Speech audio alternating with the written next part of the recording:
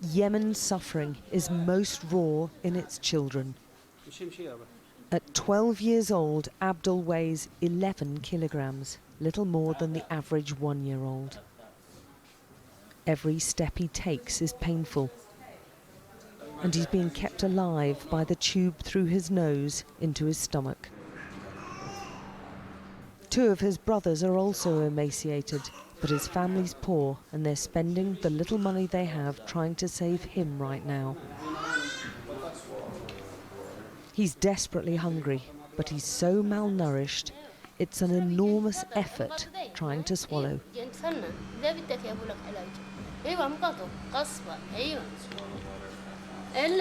And he doesn't manage it.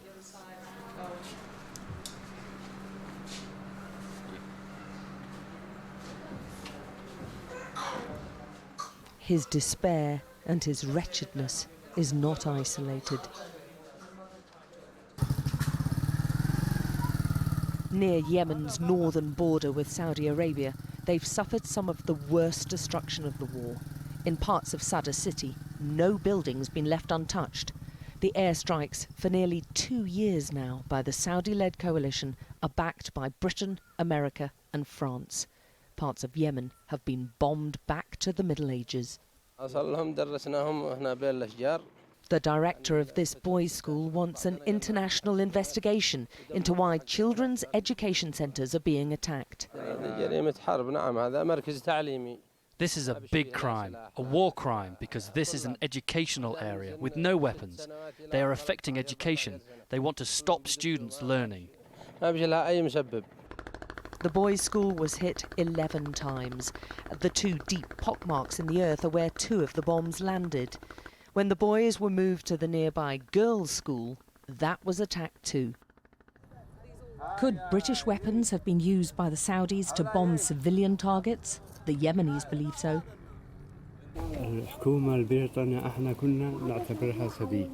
First we thought Britain was a friend, but now we feel the British government are criminals because of what's happening here.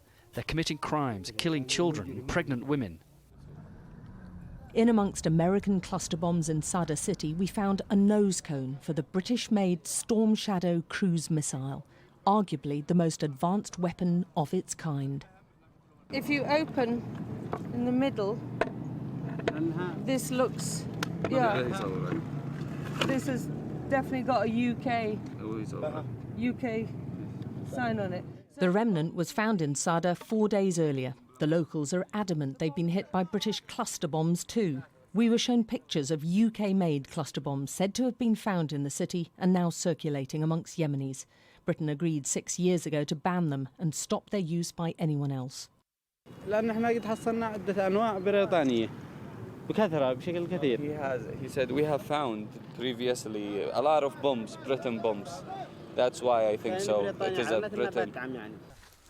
Yemen bomb disposal teams can't keep pace with the air onslaught, and British bombs keep on turning up.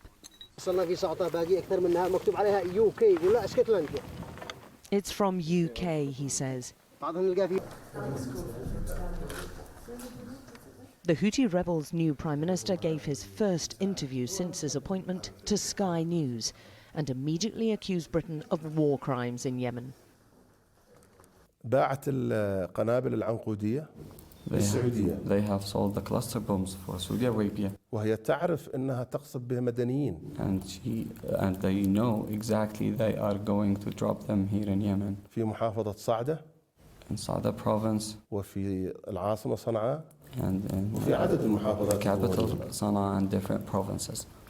لكن الحكومة البريطانية السابقة والحالية مشتركتان مع العدو السعودي الذي يقصف المدن اليمنية. But the ex-government of Britain and the current ones are participating with the bombing and airstrikes here in Yemen. So you think they're guilty of war crimes? In your eyes, Britain is also guilty of war crimes? لا نحن لا نعتقد، نحن نؤمن أنهم مشتركين اشتراك مباشر مجرمي حرب. نعم. Yeah, he doesn't think so. He believes that they are war crimes because they are participating. The war has meant more than half the country is short of food. That's 14 million people. The reality for children is even worse. Faisal's just one of the staggering 300,000 toddlers in Yemen starving to death. But to his mother, he's not a statistic. He's her 2-year-old son. She just doesn't have the means to help him.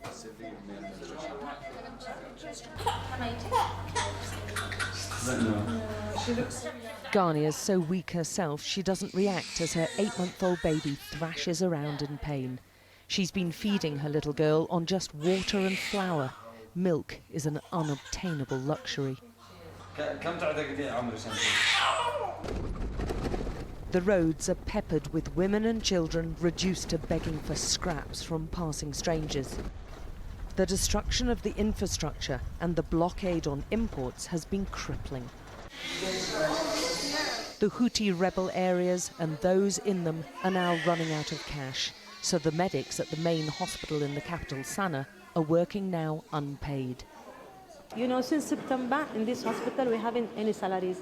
They gave us last month half salary of September. The UK-educated doctor is now dealing with a significant outbreak of cholera.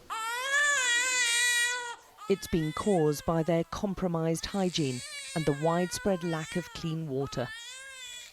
Amongst the desperately ill patients, a boy with no name, abandoned by his parents who couldn't cope with war and a sick child, who's now brain damaged.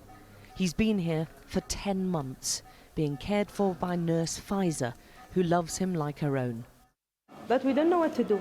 We cannot just throw him. He's a human being. Even he's handicapped, cannot throw him. As the desperation grows, so does the anger. Thousands turned out in Sana'a to show their support for a new Houthi government. For these people, there's no way back for President Hadi, the man they hounded out of the capital and who Saudi is supporting. The chants against America are growing stronger, and also is the hatred against all those taking part or even supporting this coalition of bombing, and that includes Britain. Britain is making fresh enemies, whether or not it's a proxy war between Saudi and its regional rival Iran. Even those who don't support the Houthis now detest America and Britain. This conflict could be storing up dangerous problems for the future. Alex Crawford, Sky News, in Houthi-controlled Yemen.